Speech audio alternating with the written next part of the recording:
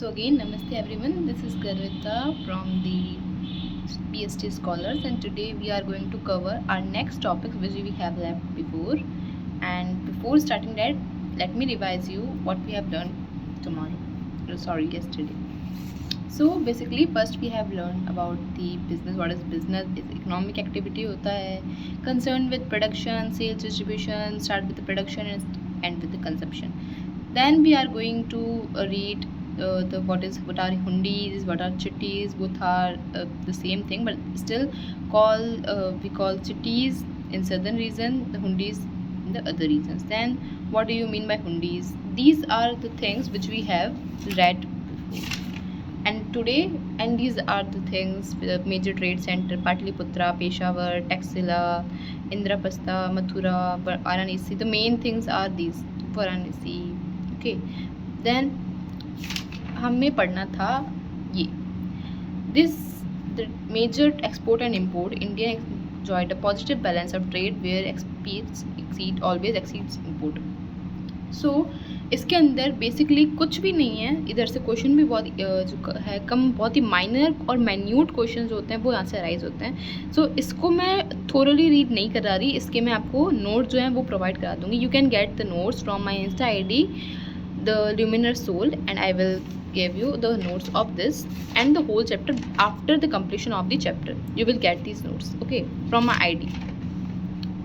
उसके बाद में आज हम पढ़ते हैं जो इस पूरे चैप्टर का मेन टॉपिक है, बिजनेस कॉन्सेप्ट. यहाँ से ही सारे के सारे इंपॉर्टेंट जो भी क्वेश्चंस होते हैं वो बनते हैं, सारी मेन चीज़ें जो इधर से बनती है. So let we start the business concept. तो बिजनेस कॉन्सेप्ट होता क्या है? देखो, बिजनेस मैंने आपको बता दिया कि एक इकोनॉमिक एक्टिविटी होती है. वही जो मैंने आपको बताया था इकोनॉमिक एक्टिविटी क्या होती है, नॉन इकोनॉमिक एक्टिविटी क्या होती है, वो हम आगे पढ़ेंगे. तो हम इसी में ही पढ़ेंगे इकोनॉमिक एक्टिविटी और नॉन इकोनॉमिक एक्टिविटी.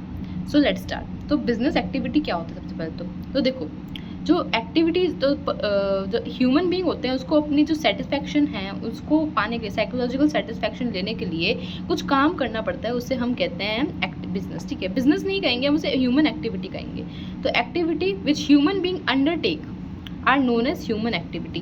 वो एक्टिविटी जो ह्यूमन बीइंग करते हैं सेल्फ सेटिस्फैक्शन के लिए, तो उसे हम बोलते हैं ह्यूमन एक्टिविटी. सेल्फ सेटिस्फैक्शन के लिए हम नहीं बोलेंगे, पर उन्हें जो अपना लाइवलीहुड होता है उसे अर्न करने के लिए अगर कोई काम कर रहे हैं तो उसे हम बोलते हैं ह्यूमन एक्टिविटी. ठीक है, अब हम आगे चलते हैं. ह्यूमन एक्टिविटी कितने टाइप की होती है? तो क्लासिफिकेशन है उसके दो टाइप की, इकोनॉमिक एक्टिविटी और एक नॉन इकोनॉमिक एक्टिविटी.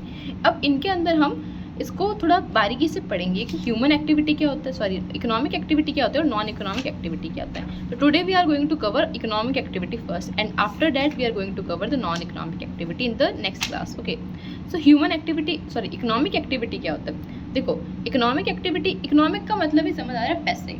ठीक है, इकोनॉमिक एक्टिविटी वो एक्टिविटी होती है जो कि हम कर रहे हैं with the objective to earn money, जो हमें, जिससे हमें पैसे मिले, जिससे हम अपने प्रॉफिट कमा पाए, उससे हम पैसा कमा पाए, उसे हम इकोनॉमिक एक्टिविटी में काउंट करते हैं.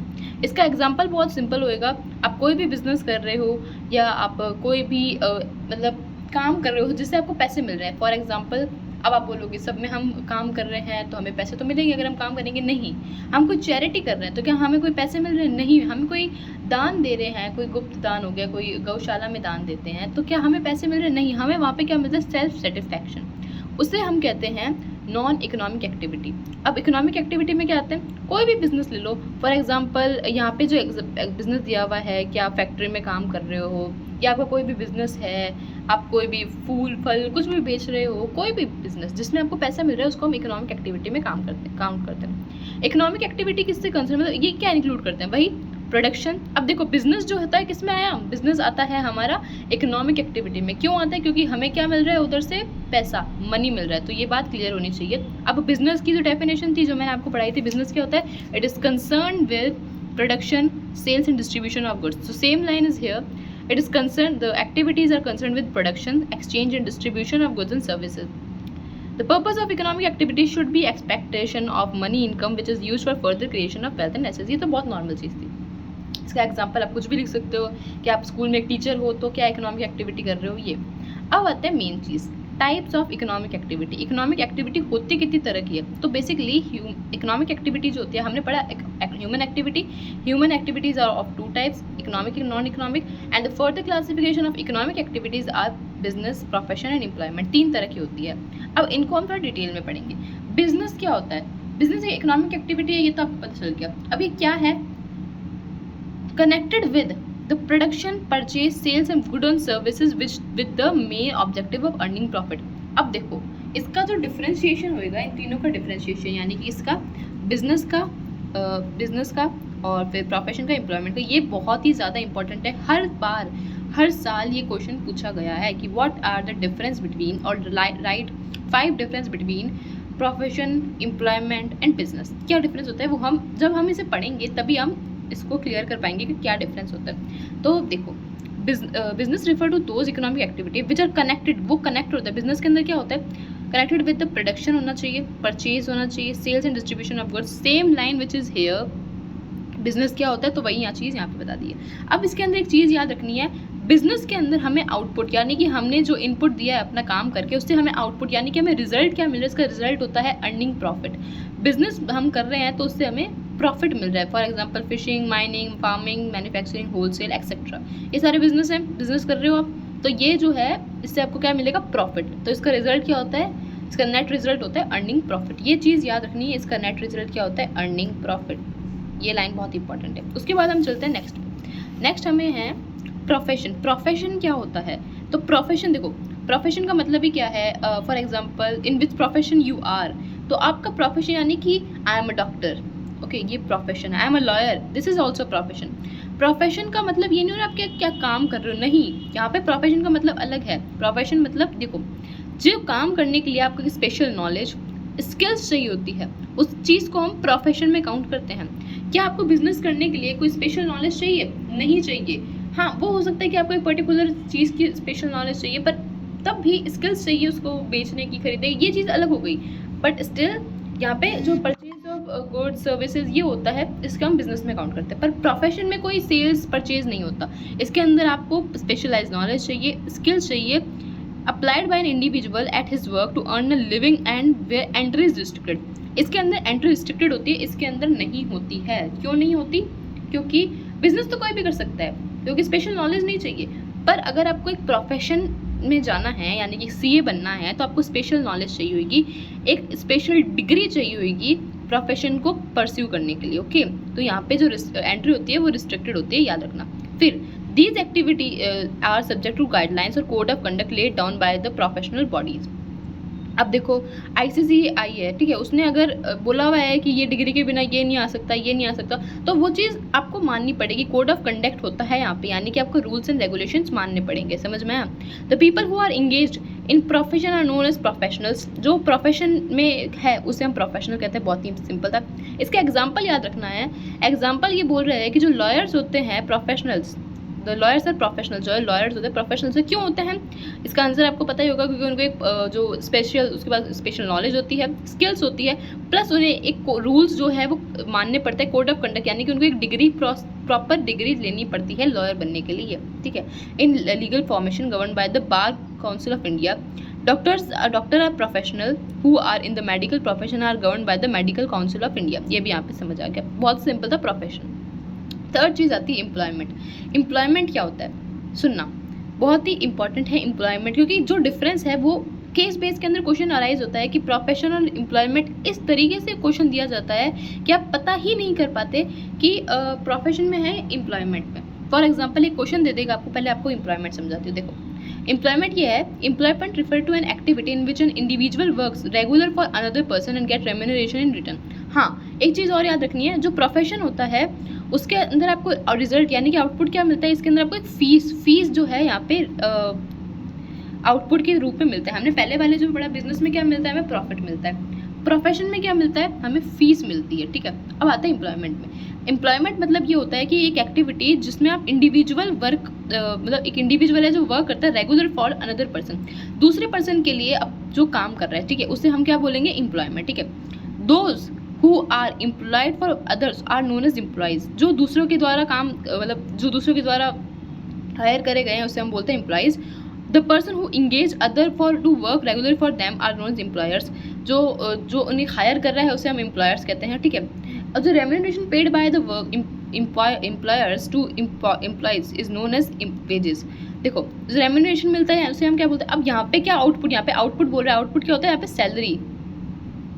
अब सैलरी यहाँ पे आउटपुट होता है, समझ में आया। पहले वाले में क्या था, पहले वाले के अंदर हमारा था क्या, हमें प्रॉफिट मिलता है, ठीक है। फिर हमें प्रोफेशन में हमें फीस मिलती है, और जो एम्प्लॉयमेंट होता है उसमें हमें क्या मिलती है, सैलरी। यहाँ पे चीज़ क्लियर हुई। उसके बाद में हम पढ़ते हैं एग्जाम्पल। एग्जाम्पल क्या होता है, कहीं भी आप काम कर रहे हो, फॉर एग्जाम्पल आप टीचर हो, तो आपको क्या है, टीचर की जॉब जो है वो आपके लिए एम्प्लॉयमेंट है, ठीक है। उसके बाद में कोई भी जो जॉब आप कर रहे हो, यानी कि शॉप पे आप मैनेजर का काम कर रहे हो, तो वो भी यहाँ पे दिया है ना, शॉप से एज अ मैनेजर, तो आप वो भी क्या है, एम्प्लॉयमेंट। अब समझ में आया। अब क्वेश्चन कैसे अराइज होता है मैं बता रही थी। देखो आपको क्वेश्चन ऐसे पूछ लेगा, डॉक्टर जो आपको बताया था, डॉक्टर क्या होता है, डॉक्टर होता है हमारा प्रोफेशन में। For example if the case study is saying that you are a doctor in the hospital, for example ABC hospital, okay, then you are in the business, profession, employment, तीनों में से किस पे हो आप, तो you have to choose the employment. Why, क्योंकि आपको किस हिसाब से पता करेगा, आपको पता चलेगा कि आपको फीस नहीं मिल रही है, आपको सैलरी मिलेगी। किससे मिलेगी, उस हॉस्पिटल से मिलेगी। और सेकेंडली क्या होगा वहाँ पे कि आप किसी के अंडर काम कर रहे हो, समझ में आ। और यही अगर आपको क्वेश्चन दे दिया कि if you have your own clinic, the ABC clinic, and you are just doing in the work, you are a doctor here, तो वो वहाँ पे क्या होएगा, उस टाइम आप एम्प्लॉयमेंट में नहीं होगे, आप प्रोफेशन में होगे, क्योंकि आपको फीस मिल रही है, आप किसी के अंडर नहीं हो। तो ये ऐसे क्वेश्चंस बनते हैं, ठीक है। और बिजनेस में से बहुत कम क्वेश्चन बनते हैं, so there is no trouble about it. फिर ये जो डिफरेंस है ये बहुत ज़्यादा इंपॉर्टेंट है, ये पूछा जाता है, ठीक है। इसमें 9 पॉइंट्स है, 9 के 9 समझा जाता है। कमेंसमेंट, कमेंसमेंट क्या होता है कि मतलब स्टार्टिंग, ठीक है। तो कैसे होता है कमेंस, मतलब चालू करना। तो बिजनेस जो है उसके made commence with the decision of the entrepreneur, मतलब जो भी बिजनेसमैन है उसके डिसीजन के साथ में चालू हो जाएगा कि आज मुझे बिजनेस चालू करना है, कल खोल लिया, बात खत्म। प्रोफेशन जो होता है इसके अंदर एक कंप्लीशन ऑफ डिग्री होना चाहिए, course in by getting a certificate of practice. तो आपको एक पूरा डिग्री चाहिए होती है, ठीक है। उसके बाद में आपको जो सर्टिफिकेट ऑफ प्रैक्टिस जो होता है, मतलब प्रैक्टिस करनी होती है हर चीज़ की, ठीक है। आपको स्किल्स वगैरह डेवलप करनी पड़ती है ना, डॉक्टर बनना है तो उसके लिए भी नर्सिंग का कोर्स करना पड़ता है, एवरीथिंग, ठीक है। फिर एम्प्लॉयमेंट के अंदर क्या होता है, एम्प्लॉयमेंट के अंदर आपको ड्यूटी ज्वाइन करनी पड़ती है, एग्रीमेंट वगैरह सर्विस साइन करनी पड़ती है, तो बस इतना ही होता है, ठीक है। प्लेसमेंट हो गया। उसके बाद में हम चलते हैं क्वालिफिकेशन पे। Qualification, no minimum qualification required before starting business, कोई क्वालिफिकेशन नहीं चाहिए जल्दी। प्रिस्क्राइब्ड एंड प्रोफेशनल क्वालिफिकेशन और ट्रेनिंग रिक्वायर्ड होती है प्रोफेशनल में, ठीक है। जो डॉक्टर हो जरूरी होगी।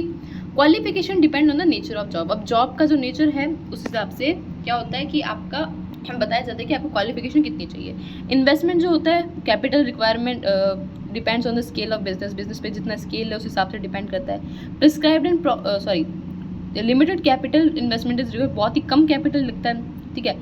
अब प्रोफेशन मैंने आपको बताया ना क्यों लगेगा इसमें, आप मुझे बताओ कि इसके अंदर आपका क्यों लगेगा जो इन्वेस्टमेंट्स, क्योंकि बिजनेस थोड़ी ना जो आपको कुछ खोलना है, पर इसके अंदर इन्वेस्टमेंट इसके लिए लगेगा क्योंकि आपको अपना जो भी क्लिनिक है या कोई भी आप जो भी काम कर रहे हो, फॉर एग्जांपल आप CEO हो तो उसका जो ऑफिस होगा वो खोलने के लिए आपको कैपिटल रिक्वायरमेंट तो होगा, समझ में, इन्वेस्टमेंट लगेगी। भले ही फिर आप वो है कि आप रेंट पे लेके कर रहे हो वो बात अलग होगी, तो उसमें भी आपको इन्वेस्टमेंट तो हो ही रहा है कि आपको रेंट देना पड़ेगा, तो समथिंग लाइक दैट, ओके।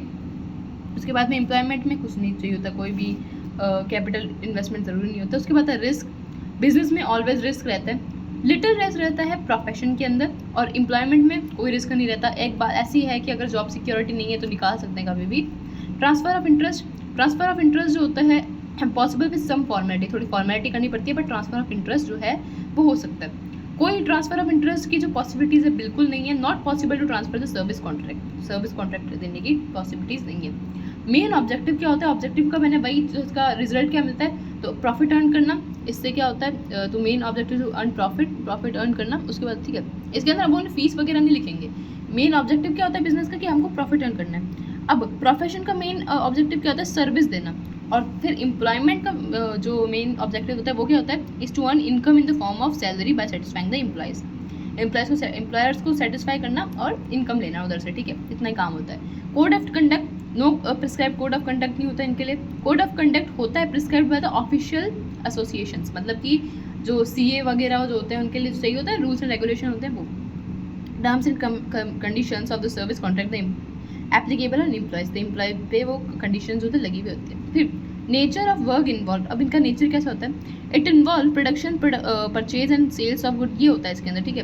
वही की जो मतलब होता क्या है इसके अंदर, बिजनेस में क्या होता है, इसमें क्या होता है, इसमें क्या होता है। तो नेचर ऑफ वर्क क्या होता है, ये प्रोडक्शन होता है, सेल्स एंड परचेज वाला। इट इन्वॉल्व रेंट, फिर प्रोफेशन में चलते हैं, it involve rendering of personalize service of specialize nature, ठीक है। और तीसरा ये employment, involve performing the work as assigned by the employer, जो एम्प्लॉयज़ ने दिए काम वही इनको काम करना पड़ता है, ठीक है। इसके बाद में हम चलते हैं रिवॉर्ड पे, लास्ट रिवॉर्ड यानी कि आउटपुट क्या मिलता है, इसमें हमें प्रॉफिट मिलता है, इसमें हमें फीस मिलती है, इसमें हमें सैलरी और वेजेस मिलते हैं। क्लियर, यहाँ पे हमारे कंप्लीट होता है ये बिजनेस कॉन्सेप्ट, यहाँ पे ख़त्म होता है हमारा बिजनेस कॉन्सेप्ट, जो भी था, जितना भी था वो सब हमारा यहाँ पे क्लियर हो गया। इसके बाद हमारा आते हैं नॉन इकोनॉमिक एक्टिविटी पे, which we are going to cover in our next class, ठीक है। For now thank you for giving your precious time and just follow my page if you like. और मेरी इंस्टा आई से आपको notes चाहिए हो तो you can also follow my insta I which is the luminar soul. वहाँ पे आपको motivational course plus the details and the good notes which you want, you can get from them there after the completion of the chapter. For now, thank you and like, share and subscribe.